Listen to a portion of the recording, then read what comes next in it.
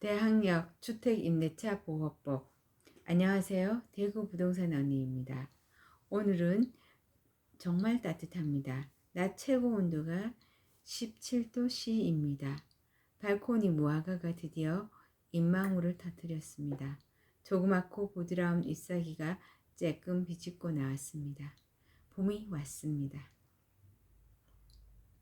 오늘은 대항력에 대해서 공부하겠습니다. 대항력은 임차인이 임대인뿐만 아니라 제3자에게 자신의 임대차 관계를 주장할 수 있는 권리를 말합니다. 여기서 제3자란 상속인이나 수중자, 낙찰자, 매수인 등입니다. 이것은 주택의 소유자가 바뀔 때 임차인이 계약 시 임대인에게 지불한 보증금을 돌려받을 수 있는지 아니면 돌려받지 못하고 쫓겨날 수 있는지의 문제로 임차인이 가장 중요하게 신경 써야 하는 권리입니다. 또한 대항력은 부동산 경매에서 가장 많이 사용하는 법률 용어 중 하나입니다. 대항력은 주택을 인도받고 전입신고를 하면 생깁니다. 단 선순위 담보권자 등에게는 대항력을 주장할 수 없습니다. 그래서 선순위 근저당 등이 설정되어 있을 경우 부동산 시세에 따라 임대차 계약의 잔금 시 선순위 근저당을 말소 또는 가맥등기를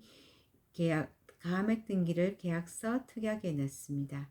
내가 영업하는 대구 성서 지역은 지어진 지 30년 전후인 구축 아파트가 대부분입니다. 그래서 아파트 시세가 저렴합니다. 때문에 임대차 계약 시 선순위 근저당이 설정되어 있으면 전세의 경우 가맥 등기는 아예 없고 무조건 말소하는 특약을 놨습니다. 월세는 최우선 변제 금액 이하로 보증금을 하도록 합니다. 임대한 주택이 매매로 소유자가 바뀌면 새 소유자가 임대인의 지위를 승계하기 때문에 임대차 보증금 반환 채무도 주택의 소유권과 함께 결합하여 일체로 이전되는 것이므로 새 소유자가 임대차 보증금 반환 채무를 부담합니다. 따라서 집을 판 외도인의 임대차 보증금 반환 채무는 소멸합니다.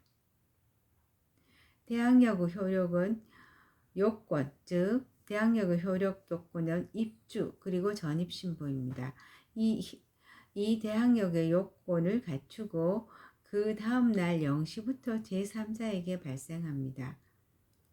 그러므로 나는 임대차 계약서 특약으로 본주택을 인도받은 임차인은 000년 00월 001까지 전입신고와 확정일자를 받아야 하며 임대인은 위 약정일자의 다음 날까지 임차주택의 저당권 등 담보 설정을 할 수 없다를 넣습니다.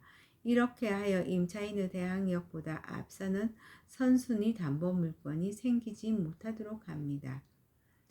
그리고 중요한 것, 정말 중요한 것은 전입신고를 제대로 해야 합니다. 전입신고를 잘못하게 되면 대항력이 발생하지 않습니다. 아무리 계약서를 잘 작성해도 헛것이 됩니다. 전입신고를 정확하게 하는 것은 정말 중요합니다. 전입신고는 다가구는 지번까지 다세대 연립원, 지번, 동호수까지 신고하여야 합니다. 다가구에서 다세대로 용도 변경되어 소유자가 변경된 경우에는 동호수를 기재하여 변경 신고를 하여야만 기존의 대항력이 유지됩니다. 가족의 주민등록은 그대로 남기고 임차인만 일시적으로 주민등록을 이전한 경우에도 대항력은 인정됩니다. 임차인이 임차주택의 소재지 지번으로 전입신고를 올바르게 하였다면 담당 공무원의 실수로 주민등록표상의 신거주지 지번이 다소 틀리게 기재되었다고 하더라도 대항력은 유효하게 생깁니다. 대항요건, 주택의 인도 플러스 전입신고는 대항력 취득 시에만 있어서 되는 것이 아니고 그 대항력을 유지하기 위해서는 대항요건을 임대차 기간 내내 존속시켜야 합니다. 기존 채권을 우선 변제받을 목적으로 채무자와 짜고 기존 채권을 임대차 보증금으로 하기로 하고 주택임대차 계약서를 작성하고 대항 요건을 갖춘 경우 이것은 통정 호의 표시로 무효입니다. 즉 대항력이 인정되지 않습니다. 매매 계약서를 작성하고 잔금하기 전에 매수인이 매매 목적물인 주택의 임차인을 구해서 임대차 계약서를 작성하고 잔금까지 마쳤습니다. 그리고 임차인은 주택의 인도와 전입신고를 했습니다.